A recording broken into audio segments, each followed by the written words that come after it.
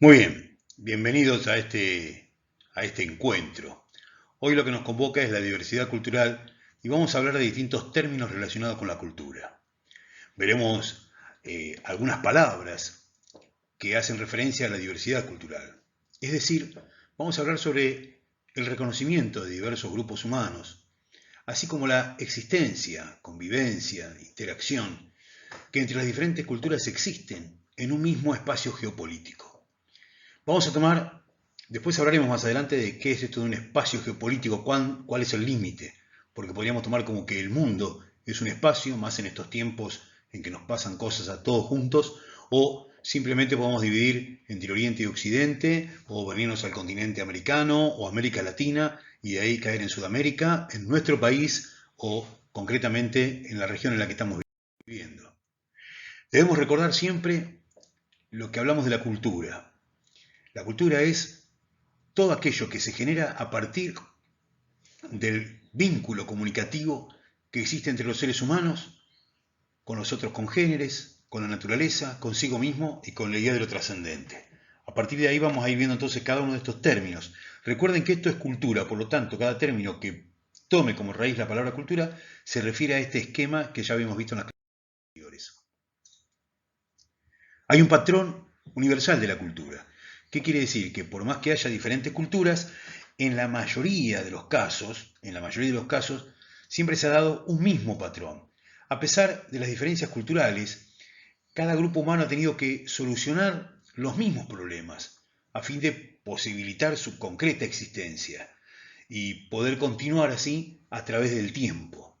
Los antropólogos han decidido llamar a estos indicadores patrón universal de la cultura. ¿Cuáles son estos patrones que en toda la cultura se han dado? Bueno, la subsistencia en el medio ambiente, primero, es decir, cómo nos adaptamos al ambiente en el que estamos viviendo. Luego los mecanismos de reproducción que tenemos, cómo nos reproducimos. La organización, el intercambio de bienes y trabajo, es decir, cómo nos organizamos como sociedad. Fíjense, lo primero sería la subsistencia al medio ambiente, la relación con la naturaleza. Luego la reproducción más interna, es decir, más chiquito la familia. Luego la organización del intercambio de bienes y trabajo, esto ya tiene que ver más con las sociedades que se van armando. Y luego la vida concreta en las comunidades y en los grupos domésticos más amplias, ¿no? ¿Y cuáles son esos aspectos que se tienen en cuenta en este patrón universal de la cultura? Pues bien, todos los aspectos que tienen que ver con lo creativo, lo expresivo, lo lúdico, es decir, a qué jugamos, qué cosas nos divierten, la estética, qué cosas nos gustan, qué tomamos como patrón de belleza, lo moral como patrón de lo bueno, qué es lo que está bien y lo que está mal, y los patrones intelectuales, es decir, cuál de esos valores son más importantes para determinadas culturas. Bien, vayamos ahora a ver algunas de estas definiciones. La primera que vamos a ver es subcultura. La subcultura es un grupo cultural que fundamentalmente convive dentro de una cultura dominante. Es un grupo de individuos que tienen alguna forma de comportamiento que es diferente a la cultura dominante. Pero esas diferencias, que pueden ser en algunos puntos concretos, como tal vez la forma del lenguaje, la vestimenta, algunas pequeñas costumbres, sin embargo, participan plenamente de lo que llamamos cultura dominante, todo el globo de la cultura, sin entrar en conflicto, para nada, ningún conflicto. Si bien son grupos minoritarios, y también dentro de grupos más pequeños puede haber otras subculturas dentro de la subcultura, no hay ningún problema. Hay una presunción cuando hablamos de la subcultura que es la de la cultura dominante, sí, hay una cultura dominante. Parece hasta incómodo plantearlo, pero sí es cierto, hay una cultura mayoritaria o dominante, después hay pequeñas subculturas. Muchas sociedades occidentales están compuestos por grupos étnicos o sociales que forman estas subculturas. No existe tampoco una cultura actualmente pura a esta altura del siglo XXI. Más bien somos todos pequeños subculturas que nos unimos en una gran cultura. Si bien puede haber algunas diferencias de edad, de religión, de sexo, no nos tenemos que olvidar que para que sea considerada una subcultura tenemos que ir al patrón inicial que dijimos de cultura, esa definición de cultura. Para encontrar un grupo subcultural tenemos que encontrar entonces que ese grupo tenga alguna de esas particularidades de la cultura, es decir, que la relación con la naturaleza, con los otros seres vivos, con las otras personas, consigo mismo o con lo trascendente, tenga una leve diferencia con la cultura dominante. Pero tiene que tener todos estos indicadores. Aclaro esto porque en algunos libros, por ejemplo, se plantea que algunos grupos juveniles podrían ser considerados subculturas. No sé, los emos, los dark, los rockers, los, no sé, chetos, qué sé yo, no sé. No es así. No es así. ¿Por qué? Porque no pueden adquirir el rango de cultura. Para ser una subcultura hay que ser un grupo cultural. Y en estos grupos juveniles no encontramos que haya una relación que los identifique totalmente fuera de la cultura dominante en algunos de estos aspectos. Es muy poquita la diferencia. Por más que parezca mucha la diferencia con los grupos juveniles, es muy poquita. Entonces los juveniles que dicen, escucho una música diferente, me visto de manera diferente, voy a otros lugares distintos. En realidad te vestís como un mundo adulto te prepara la ropa, escuchás la música que arma un grupo de adultos, vas a los lugares que están regenteados por adultos. Los grupos juveniles en realidad forman parte de la cultura. No son grupos subculturales. ¿Cuáles serían los grupos subculturales? Bueno, tenemos que pensar en grupos de muchas personas donde incluso haya abuelos, padres, hijos, nietos. No hay un emo abuelo, un emo y bebés emos. No. Sin embargo, hay otros grupos culturales, sí, que están todas las edades ahí. Tenemos que buscar. El trabajo que viene va a ser buscar ejemplos. ¿No? Tenemos que buscar algún ejemplo de subcultura. Recordemos, grupos de personas, pero estos grupos de personas están unidos entre sí, forman parte de la cultura dominante, se pueden mostrar, son evidentes. Ahí va, aquel pertenece, y se los puede ver, aquel pertenece a tal grupo, aquel es de tal otro grupo. Aquella señora que viene allá, fíjate, tiene características de ser de tal grupo. Luego vamos a encontrar el otro término, es la palabra contracultura. Acá también van a encontrar en los libros que se ha llamado contracultura a algunos grupos juveniles también, que han ido en contra, por decirlo de alguna manera, de algunos elementos culturales. Por ejemplo, van a aparecer los hippies o el movimiento hippie. El movimiento hippie no iba en contra de la cultura dominante, simplemente no estaba de acuerdo con algunas cuestiones. Esto surge en Estados Unidos y no estaban de acuerdo con la guerra de Vietnam. No estaban de acuerdo con... Pero bueno, no obstante eso, se siguieron, eran manifestaciones en contra de algunas pautas, pero no en contra de todas las pautas culturales. Sí podemos reconocer en algunos grupos llamados hippies a lo largo del mundo, y podemos encontrar algunas subculturas, no contracultura, porque no están en contra de la cultura. ¿Quiénes están en contra de la cultura? ¿Quiénes serían? Son grupos de individuos que tienen algunas creencias, algunas actitudes, algunas costumbres, algunas formas diferentes a la cultura dominante. Pero esas diferencias con la cultura dominante, esos patrones de conducta que tienen, son reprimidos por la cultura dominante. No son aceptados, son reprimidos. Y son reprimidos moral y legalmente. Legalmente no están aceptados, moralmente tampoco. Es una forma de llevar adelante pautas culturales cuyos valores, cuyas costumbres, creencias, generan esta represión, porque no van de acuerdo con la cultura dominante. Ahora bien, dice, ¿cuáles son estos grupos? Bueno, hay que buscarlos. Hay que buscar cuáles son estos grupos que están en contra de la cultura dominante. Pero no es que están en contra porque quieren cambiarla, no, al contrario. Estos grupos de personas, que están formados incluso muchos por familias enteras, ahí sí vamos a encontrar el abuelo, el padre, todo, que hacen algunas cosas que la cultura dominante no acepta. Decía entonces, estas personas no pueden decir abiertamente que forman parte de determinado grupo, porque son perseguidos, dijimos, moral y legalmente. Una imagen nos va a acompañar con respecto a esto. Una imagen. Esta imagen nos va a decir, nos va a dar una pauta. Acá encontramos un grupo de personas con bultos, con valijas, con cosas que están cruzando algo. Se los dejo ahí. A ver si encontramos quiénes son estos grupos contraculturales. El otro término es el eurocentrismo. Esto lo han visto seguramente en geografía o lo han visto en sociología. ¿Qué es el eurocentrismo? Es el asumir todo lo que sea europeo como centro del mundo, como si estuvieran en el medio del mundo, en el centro de la historia. ¿Por qué? Porque venimos de allá. Los que vivimos en estas latitudes somos descendientes de europeos en su gran mayoría, si bien tenemos también sangre nativa en nuestros cuerpos, incluso aquellos que portan sangre africana en sus venas, en sus ascendientes, también hay una mirada hacia Europa como centro de todo. Fíjense un ejemplo, nomás voy a poner. Voy a poner dos en realidad. El primer ejemplo es, en los libros de historia hablamos de la Primera Guerra Mundial.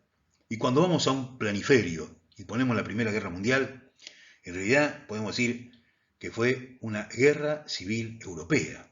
La guerra civil europea. Fíjense dónde está Europa. Ahí chiquitito está Europa. Apenita. Fíjense lo que es el mundo. Y fíjense Europa qué chiquito. Fue una guerra civil entre países europeos. ¿Por qué le llamamos guerra mundial? Porque Europa es el centro del mundo. Y así podemos ir encontrando, diciendo, fíjense cómo tenemos el dibujo del planiferio. Ahora, esto qué curioso, el planiferio podría ser de otra manera también.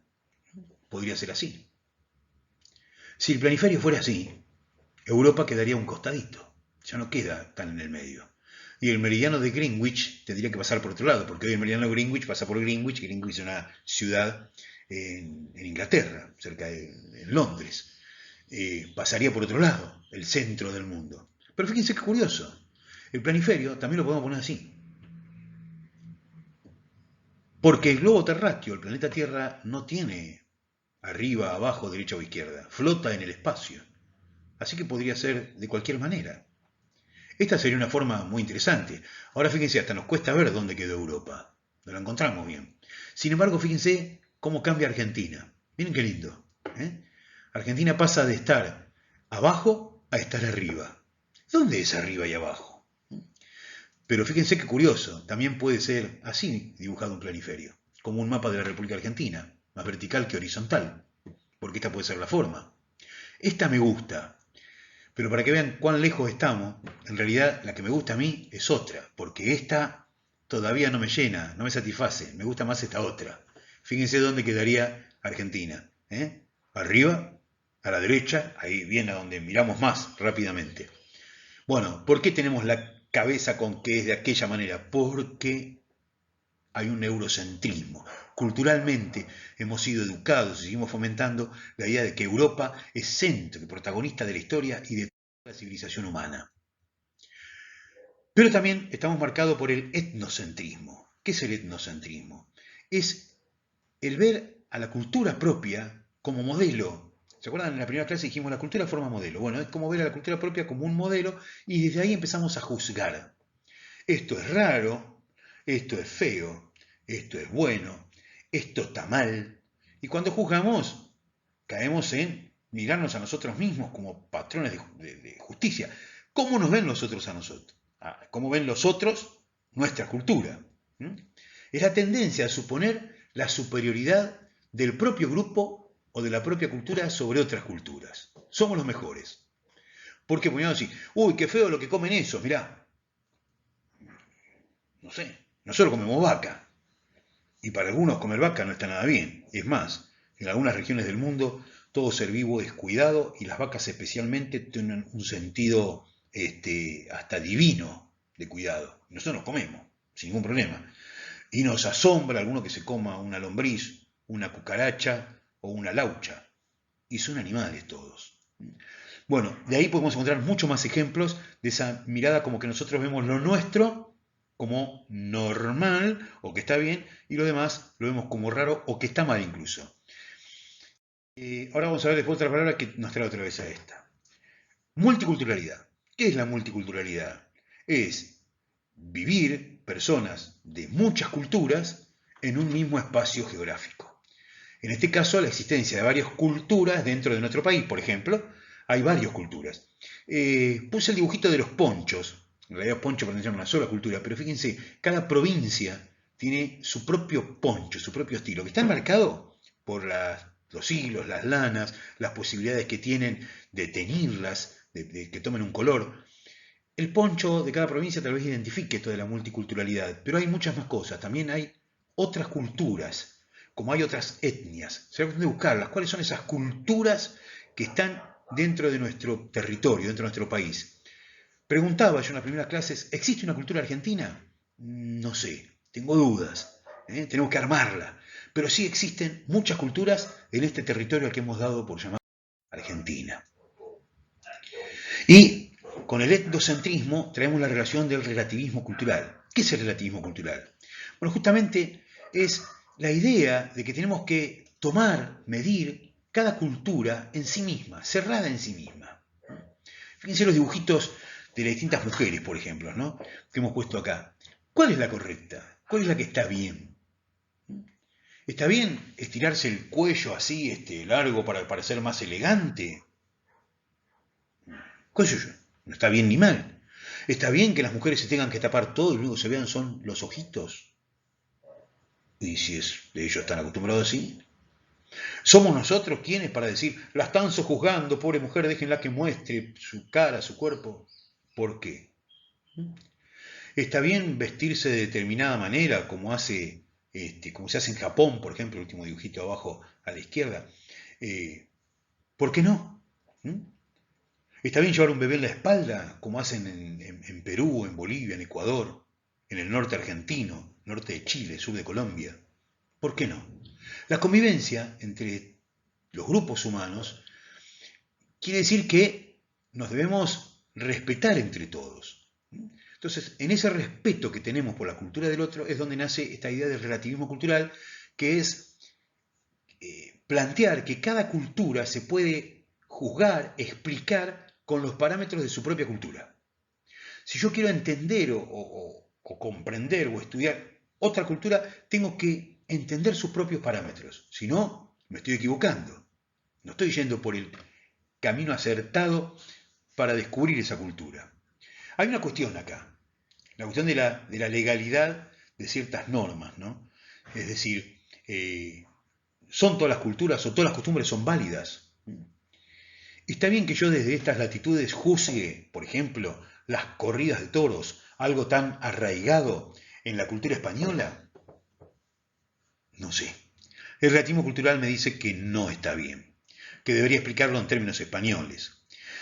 Está bien que desde otras culturas nos digan a nosotros que vivimos acá que está mal comer una vaca, o está mal llevar adelante una jineteada, o vestirse de determinada forma. Bueno, para el debate, pero tenemos que encontrar algunos ejemplos también. Bueno, la enculturación justamente tiene que ver con esto también, y es el proceso individual de búsqueda de valores y de pautas de conducta con respecto a un grupo al que se quiere pertenecer, pero también es el fenómeno de los investigadores. Es decir, en la imagen, en la foto que elegí, se ve ahí al perito Pascasio Moreno, un gran investigador argentino que investigó mucho sobre los pueblos originarios de la Patagonia, sobre los mapuche, pero fundamentalmente sobre los tehuelche. Por eso se llama Perito Moreno el glaciar que está allá en la provincia de Santa Cruz. Él estuvo allá, ¿y saben qué hizo para poder entenderlos, comprenderlos, escribir y estudiarlos? Vivió con ellos. Esto es la inculturación. Vivo con el otro, aprendo con el otro, y a partir de ahí entonces voy a poder hablar de esa cultura. Voy a poner un ejemplo cortito de esto, simple, muy simple. Cuando un alumno de otro colegio viene a nuestro colegio y está en nuestra aula, lo primero que tiene que tratar de hacer es entender de qué cosas hablan esos alumnos, de qué cosas se ríen o parte de esa historia, comprenderla, entenderlas desde adentro para poder meterse en esa cultura. Cuando una persona, no es, cuidado acá no equivocarse, no es el rol del turista. El turista va y mira, también aprende y también trata de ajustarse, pero no lo vive, lo racionaliza, porque sabe que tiene que moverse en ese lugar con determinadas pautas. Por ejemplo, si voy a hacer un viaje a la India, yo recomendaría no llevar un mate forrado en cuero y ponerse a tomar mate forrado en cuero porque el cuero viene de la vaca y en la India las vacas tienen una carga bastante simbólica. Entonces no lo hago. El paso más allá, el paso de la enculturación es asumir y tomar como propio que eso está mal, es incorrecto o está bien. Entonces así puedo llegar a entender y aprender de esa otra cultura. Bien, ahora hablamos del cambio cultural. ¿Qué es el cambio cultural? Bueno, son aquellas modificaciones que se dan en una cultura. El cambio cultural es el resultado de muchos factores, algunos internos y otros externos. Expresa las formas en que la sociedad modifica sus pautas, sus patrones de conducta. Es decir, aquellas actividades relativamente uniformes que sirven de modelo. Y el cambio cultural, que siempre es el resultado de unas cuestiones endógenas, es decir, propias de adentro y otras exógenas que no vienen de afuera, van a modificar las pautas de la cultura. Cuando busco un cambio cultural tengo que volver otra vez a aquel esquema de qué es la cultura. Tiene que haber un cambio en ese abanico. ¿En qué tiene que haber un cambio en la cultura? En la relación que la persona tiene con sus congéneres, con la naturaleza, consigo mismo y con el de lo trascendente. Si hay un cambio en eso, vamos a tener un cambio cultural. Si no, no. Bueno, ¿cuáles son esos factores? Eso básicamente lo podemos dividir en tres grupos. Los tres grupos son las alteraciones en el cambio ecológico, es decir, en la naturaleza, el contacto de dos sociedades con pautas de conducta diferentes y el cambio evolutivo de una sociedad determinada. Si tenemos alguno de estos tres elementos, vamos a tener un cambio cultural. Bien, vamos a ver uno por uno ahora estos. Cambio cultural. El primero que dijimos es, vamos a plantear el cambio evolutivo de una sociedad determinada. ¿Qué es esto? Hablamos siempre en términos culturales. La evolución de Darwin planteaba en términos biológicos. En términos culturales, también trayendo la idea del darwinismo, de que se evoluciona, que todo evoluciona, pues bien, las sociedades evolucionan. ¿Cuándo evolucionan? ¿Cómo evolucionan? Y evolucionan a partir del desarrollo. Costumbres, valores, organización social, tecnología, artefactos, lenguaje, herramientas, por todo va evolucionando. ¿Cuáles son esos puntos claves? Los inventos y los descubrimientos. Un invento nuevo genera un cambio. Un descubrimiento nuevo genera un cambio. También la experiencia propia, es decir, si un grupo humano sedentario pasa a ser nómade, va caminando de un lugar a otro y quiere cruzar el río caminando y 4 se ahogaron, aprendieron de la experiencia. Y hasta que alguien va a inventar un puente.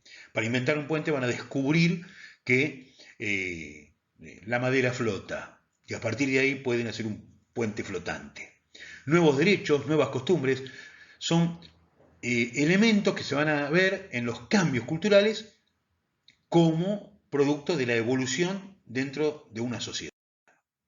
La otra posibilidad de cambio cultural es el contacto entre dos sociedades con pautas de conducta distintas. Esto tiene distintos nombres, puede ser aculturación, asimilación o hibridación. Esto lo veremos en otras clases más adelante. Bueno, ¿cuándo entran en contacto dos sociedades? Bueno, en las fronteras. En fronteras. Claro, tenemos que buscar fronteras de culturas diferentes. Es decir, si nosotros vamos a buscar la frontera entre Argentina y Uruguay, y ahí no vamos a encontrar unas grandes diferencias culturales. Tenemos que buscar otras fronteras donde puede ser. En nuestro país las hay. Por ejemplo, en la frontera de Argentina con Bolivia, es decir, la frontera de Tarija con Salta o con Jujuy, ¿hay diferencias culturales? No, no. Se parecen mucho, los patrones son bastante parecidos. La frontera es de países, no de cultura. Porque entre países la frontera la pueden poner los hombres. Culturalmente los hombres no pueden poner fronteras. La cultura va más allá de las fronteras. Así que cuidado cuando, si quiero pensar en algún ejemplo, tienen que ser dos culturas diferentes, totalmente diferentes, que se encuentran en un punto fronterizo, entonces empiezan a cambiar. Cuando dos culturas se encuentran en cualquiera de estos casos que vamos a ver ahora, ¿cuál cambia? Atente a esta pregunta. Cuando dos culturas se encuentran, ¿cuál cambia? Vamos a ver el caso de invasión y conquistas. Un pueblo, un país, una nación, conquista a otra. Una más grande conquista a una más chiquitita. La somete militarmente, económicamente. Le mete un idioma, totalmente. La cambia, se produce un cambio cultural. ¿Cuál de las dos cambia? ¿La grande o la chiquitita que es absorbida? Las dos. Siempre, siempre cambian las dos. Cuando dos culturas se encuentran, por más que una sea muy grande, muy poderosa, y es más, intenta imponer, siempre cambian las dos. Voy a poner un ejemplo solo, fácil. España viene y conquista los pueblos originarios. Conquista militar fuerte. Cambian todo. Todo.